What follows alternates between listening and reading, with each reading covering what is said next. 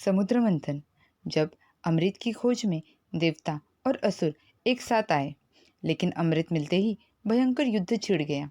सभी देवताओं ने एक साथ आकर राक्षसों पर आक्रमण कर दिया। एक एक कर सारे असुर ढेर हो गए। लेकिन फिर कुछ अजीब हुआ। जो सभी राक्षस जो मारे गए थे वापस जीवित होने लगे।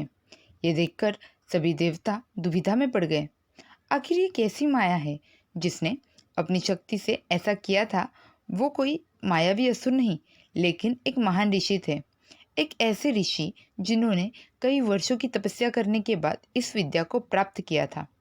महर्षि भृगु के पुत्र और असुरों के गुरु शुक्राचार्य, जिन्हें दैत्य गुरु के नाम से भी जाना जाता है। लेकिन ऐसा लेकिन एक ऐसा समय भी था जब शुक्राचार्य बनना चाहते थे देवताओं के गुरु। फिर ऐसा क्या हुआ कि वो देवताओं को अपना दुश्मन समझने लगे। देवी भागवत के अनुसार शुक्राचार्य का जन्म श्रावण मास के 8वें दिन हुआ था। महर्षि भृगु और उनकी पत्नी काव्यमाता को एक पुत्र प्राप्त हुआ। हालांकि जन्म के साथ उनका नाम उष्णा रखा गया था, लेकिन बाद में उन्हें शुक्राचार्य के नाम से जाना गया। इसके पीछे शिव जी से जुड़ी एक दिलचस्प कहानी है, जिसे जानने के लिए इस वीडियो को अंत तक देखना होगा। शुक्राचार्य जो पहले ही ज्ञान प्राप्त करना चाहते थे और देवताओं की दुनिया में प्रसिद्धि प्राप्त करना चाहते थे, लेकिन तभी उनके जीवन में कुछ घटनाएं घटी जिसके बाद उनका विचार और नज़रिया हमेशा के लिए बदल गया।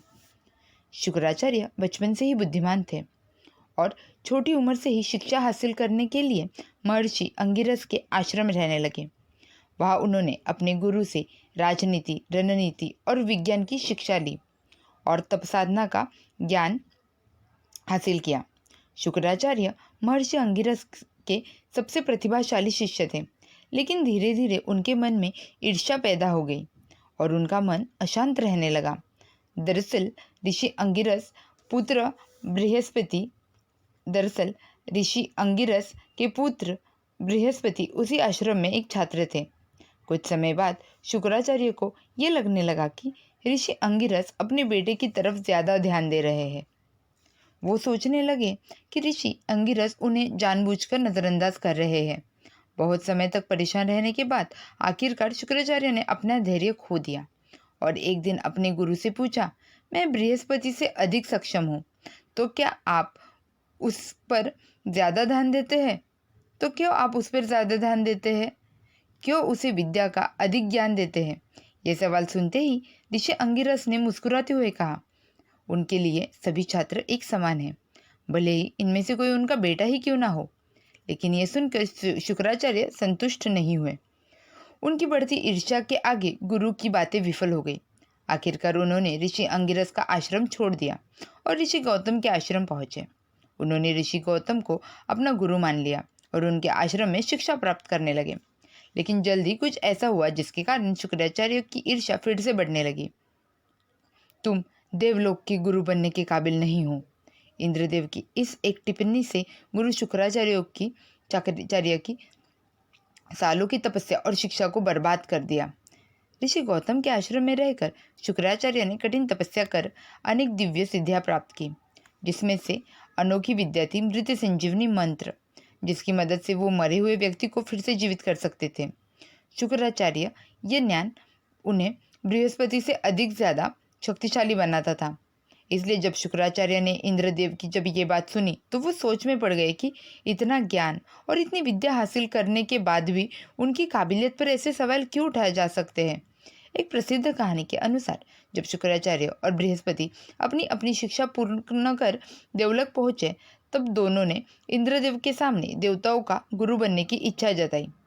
इंद्रदेव अच्छी तरह से जानते थे शुक्राचार्य बृहस्पति से कहीं ज़्यादा शक्तिशाली और ज्ञानी हैं, लेकिन माना जाता है कि इंद्रदेव और बृहस्पति बहुत अच्छे मित्र थे और इसलिए वो इंद्रदेव को बहुत प्रिय थे। इसके साथ ऐसा माना जाता है कि शुक्राचार्य की माँ काव्यमाता एक राक्षस की पुत्री थी। इन सब के कारण इंद्रदेव ने भरे दरबार में शुक्राचार्य से ये कह दिया कि राक्षस का बेटा देवताओं का गुरु कभी भी नहीं बन सकता। इंद्रदेव की ये बात सुनकर शुक्राचार्य बहुत क्रोधित हो गए। उनके मन में इंद्रदेव के लिए जो सम्मान था वो हमेशा के लिए नष्ट हो गया। जीवन भर लोक कल्याण का सपना देखने वाले शुक्राचार्य ने ठान लिया कि वे देवलोक को नष्ट कर देंगे। दरबार में अपमानित होने के बाद शुक्राचार्य ने बिना सोचे समझे असुरों के गुरु बनने का फैसला किया और वो बन गए दैत्य गुरु शुक्राचार्य। गौतम ऋषि के आश्रम में अपनी शिक्षा पूरी करते समय शुक्राचार्य को मृत संजीवनी मंत्र के बारे में पता चला। एक ऐसा मंत्र जिससे मरे हुए व्यक्ति को फिर से जीवित किया जा सकता है। उन्होंने अपने गुरु को यह मंत्र सिखाने के लिए कहा, लेकिन उनके गुरु ने स्पष्ट शब्दों में ये कहा कि केवल भगवान शिव उन्हें ये मंत्र सिखा सकते हैं, जिसके लिए उन्हें कठिन तपस्या करनी होगी और भगवान शिव को प्रसन्न करना होगा। अपने गुरु की ये बात सुनकर शुक्राचार्य ने निश्चय कर लिया कि वो किसी भी हालत में शिव जी को प्रसन्न करेंगे और संजीवनी विद्या हासिल कर लेंगे। इसी इरादे से वो एक पेड़ पर उल्टे लटक गए और गहरी तपस्या में लीन हो गए। स्कंद पुराण के अनुसार शुक्राचार्य इसी स्थान पर और इसी हालत में हजारों वर्षों तक तपस्या करते रहे। कहा जाता है कि इस दौरान इंद्रदेव ने उनकी तपस्या को भंग करने की कई बार कोशिश की, लेकिन इंद्रदेव ने के अगणित प्रयासों के बाद भी धर्मनिष्ठ शुक्राचार्य ने हार नहीं मानी और सालों की तपस्या के बाद आखिरकार शुक्राचार्य की तपस्या से प्रसन्न होकर महादेव उनके सामने प्रकट हुए। उनकी इच्छा के अनुसार उन्हें मृत संजीवनी मंत्र का ज्ञान दिया और बदले में शिवजी ने उनसे एक वचन लिया कि वो इस विद्या का गलत इस्तेमाल नहीं करेंगे। लेकिन दुर्भाग्य से बहुत जल्द ही शुक्राचार्य शिवजी को दिया हुआ वचन भूल गए। वो इस विद्या का उपयोग देवताओं के विरुद्ध करने लगे। जब शिवजी ने देखा शुक्राचार्य इस विद्या का गलत इस्तेमाल कर रहे हैं तो वो बहुत क्रोधित हो गए। उन्होंने शुक्राचार्य को सबक सिखाने का फैसला किया। जैसे ही शुक्राचार्य को शिवजी के क्रोध का एहसास हुआ, वो उनसे बचने के लिए इधर उधर छिपने लगे, लेकिन शिवजी ने उन्हें ढूंढ लिया और अपनी क्रोध की अग्नि में उन्हें निगल दिया। शिव पुराण के अनुसार जैसे ही शिवजी ने उन्हें निगला, शुक्राचार्य उनसे क्षमा मांगने लगे, लेकिन भगवान शिव इतने ज्यादा क्रोधित थे कि उन्होंने कुछ भी नहीं सुना। शुक्राचार्य डर गए और शिवजी के पेट से बाहर निकलने का रास्ता ढूंढने लगे, लेकिन इसमें वो असफल हो गए। माना जाता है कि शुक्राचार्य इसी तरह हजारों वर्षों तक शिवजी के पेट में फंसे रहे, लेकिन फिर एक दिन उन्हें बाहर निकलने का रास्ता मिल गया। वो शिवजी के लिंग से शुक्र के रूप में बाहर आए और माना जाता है कि इसी कारण उन्हें शुक्राचार्य का नाम मिला। लेकिन जब महादेव ने शुक्राचार्य को देखा तब उनकी क्रोध की सारी सीमाएं पार हो गई। इससे पहले कि वो शुक्राचार्य को और कोई कठिन दंड दे, शुक्राचार्य माता पार्वती के चरणों में गिर पड़े और डर से उन्हें विनती करने लगे कि वो महादेव को समझाए। उनकी ऐसी हालत देखकर माँ पार्वती को उनकी दया आ गई। माँ पार्वती ने महादेव के सामने आई। शिवजी का शरीर क्रोध की अग्नि में जल रहा था, लेकिन माँ पार्वती को सामने देखकर वो शांत हो गए।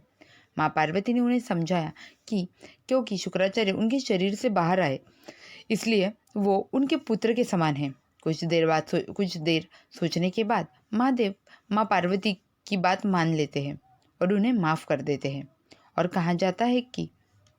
और कहा कि आज से तुम मेरे पुत्र कहलाओगे।